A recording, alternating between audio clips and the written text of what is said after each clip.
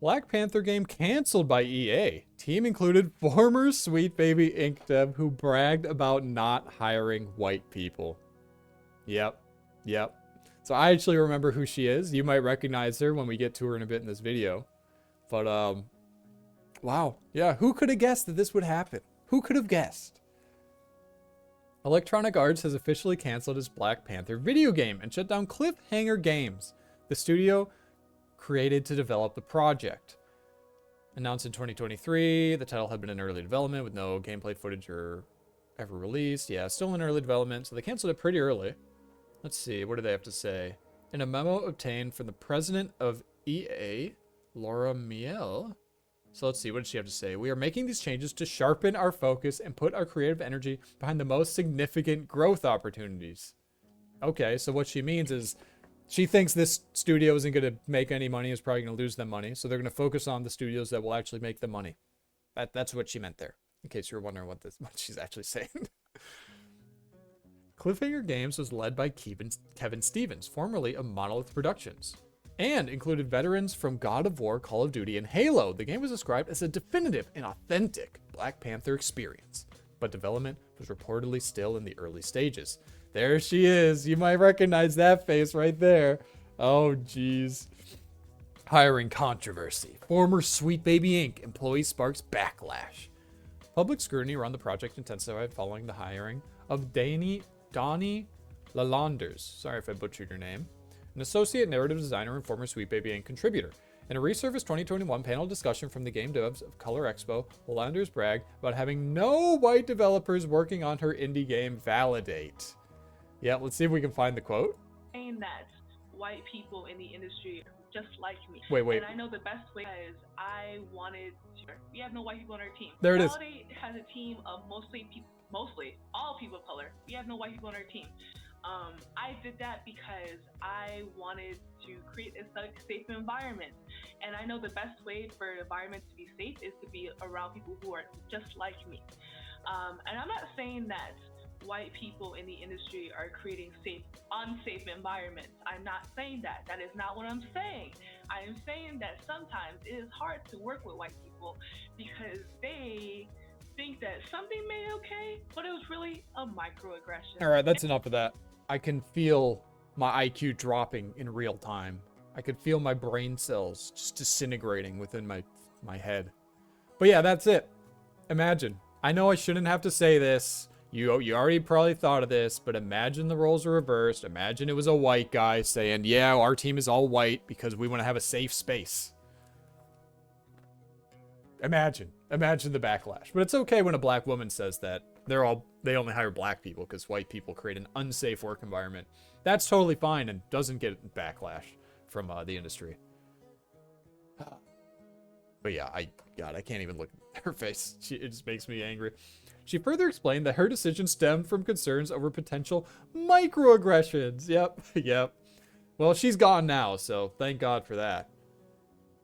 Let's see, what else do I have to say? In one archived exchange on X, Alonda responded to a critic by admitting to being prejudiced and defiantly asking, so now what? She later claimed that the comment was somehow taken out of context. Yeah, I'm racist, so what now? I mean, yeah, everyone has known this. Black people are openly racist against white people. And it's affirmed and applauded on social media. It's been like this for over a decade now. So that shouldn't even be too shocking. Lalanders clarified that her position on Black Panther was junior level and that she held no hiring authority at Cliffhanger Games. However, the controversy surrounding her statements in her association with Sweet Baby Inc. continued to raise questions about the studio's internal culture and public messaging. Senior writer endorsed post dismissing gamers. The backlash grew further when Alexa Ray Correa, a senior writer on the game, appeared to endorse a viral post by former Kotaku senior editor Alyssa Mercante that read, I don't support all gamers. Most of you are bigots. Hey, that's me. She's talking about me. Correa replied, need this on a shirt. The post was quickly captured. Yeah, I don't really care. Let's see. Though Mercante later claimed her statement was it was just a meme, guys. It was just a meme. Calling everyone bigots and racist and saying that for like the past many years, actually. It's actually just memes and jokes. She doesn't actually believe that, guys. Come on. Yeah, okay. EA's broader shakeup after Veilguard losses. The cancellation of Black Panther follows a difficult year of EA financially, particularly after the underperformance of the Dragon Age Veilguard, a game that leaned heavily into progressive themes and surrounding gender ideology. Yeah, just what people wanted in their dark fantasy Dragon Age game, is progressive transsexual themes about gender ideology. That's how people escape into a dark fantasy world RPG game? God. Honestly, the reason they probably shut down the other studios is because they're like, all right, these are like two peas of a pod, right? The Veilguard team and the Black Panther team. So it's just going to be the same thing. We don't want that political shit in our games, so they just scrapped the whole team and the whole operation. I'm guessing that's kind of what's happening, or at least a part of it, I would have to imagine. EA has since downsized BioWare, the studio behind Veilguard, and scaled back its scope as it quietly shifts focus to the next installment in the Mass Effect franchise. Yep, I've read about this before. While EA has not explicitly linked the Black Panther cancellation to the fallout from Veilguard, that's kind of what I was hinting at. I think they might be a little bit linked. The timing of both events suggests a broader strategy to limit exposure to projects with unstable development cycles or controversial creative direction. There it is. There it is. Controversial creative direction. That's a great way to describe this. Whatever the hell we got in Veilguard. And what we probably would have got with the Black Panther game, let's be honest. Marvel deals shrinking as EA retreats from risk. When Cliffhanger Games shut down and Black Panther shelved, the only remaining active title from EA's Marvel deal is an Iron Man game, currently in development at Motive Studio. I haven't heard about this yet. EA's long-term commitment to licensed IP remains unclear, with executives previously signaling that future projects would need to justify their costs and reach a broad audience. I mean, that's kind of a double-edged sword. If you try to make a game for everyone, it ends up appealing to no one. But if you make a game for a specific audience, and it's a broad enough audience, it can do really well, right? So, again, it's kind of like a balancing act.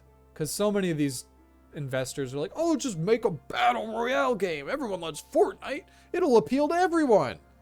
And then no one plays the goddamn game. It's like, no, you have to make a game for someone. You can't just make a game for everyone. That's not how it works. I mean, like I said, and you've heard this saying 1,000 times, a game, or I guess you could apply this to any media, when you make it appeal to everyone, it appeals to no one. That's just how it is. You can't capture everyone. You have to pick your audience. Marvel is at something of a low point, with theatrical returns for once rock solid reaching extreme lows. Recent box office failures like Captain America Brave New World, The Marvels, Thunderbolts have proven that Marvel brand is no longer the sure thing it once was. I think the Marvel brand is still really good. It's just, look at what they've been pumping out. It's slop. It's characters no one cares about. The stories are trash. The writing's trash. Like, no one wanted these stories. So I don't even think it's that the Marvel brand isn't strong. I think the Marvel brand is still really strong. I mean, look at the sudden explosion of Marvel Rivals that happened. It's just that Marvel Cinematic Universe is trash. Everyone working in there is trash. All the writers especially are trash. That's the problem. The problem isn't the Marvel brand, let's be honest. EA has laid off more than 1,000 staff for the past 2 years, with cuts affecting not only game studios but also central support and mobile divisions. The cancellation of a planned Titanfall project in April further illustrated EA's intent to consolidate around proven franchises and scalable products. Conclusion: a high-profile flameout. Originally pitched as a bold new entry in Marvel's gaming universe, EA's Black Panther game ultimately never made it to the market, and while the studio's shutdown has been attributed to internal refocusing, the controversy surrounding key developers cast a long shadow over the project's public reception. Between Lalander's widely circulated remarks, Korea's I don't know how to say her name, social media endorsement of inflammatory commentary, and EA's broader financial and reputational pressures, the Black Panther project became emblematic of a wider disconnect between developers pushing political messaging and the audiences they hope to reach. In the end, EA appears to have made its choice, not just to cut a game, but to distance itself from a direction that has proven more costly than compelling. Well, there it is. They're finally starting to make some cuts. They're finally starting to weed out the real bad actors. And I would say to put it plainly, the DEI hires, let's be honest. And they're going to start saving some money. And they're going to realize that, oh, we can actually output good products without having these horrible bloated teams. But we'll see. I mean, the start to the path of profitability begins with layoffs, let's be honest. It begins by cutting costs. So we'll see. I don't know if they're going to come back. They made a lot of horrible decisions. I mean, hell, they hired her. They hired a woman who is openly racist against white people and has an all-black team and is proud of that. And they hired her. So, I mean, we'll see. At least they fired her now, but it's a minor course correction to say the least. But, yeah, Black Panther game, it's gone. EA, are they going to come back? I doubt it, but we'll see. I don't really have any optimism for EA games at this point. I haven't bought their games in a long time, but I guess that's the end of the story. So if you like the video, like this video. If you want to see more videos like this, subscribe to my channel and my new channel. Subscriptions do go a long way. And thanks for watching. Peace.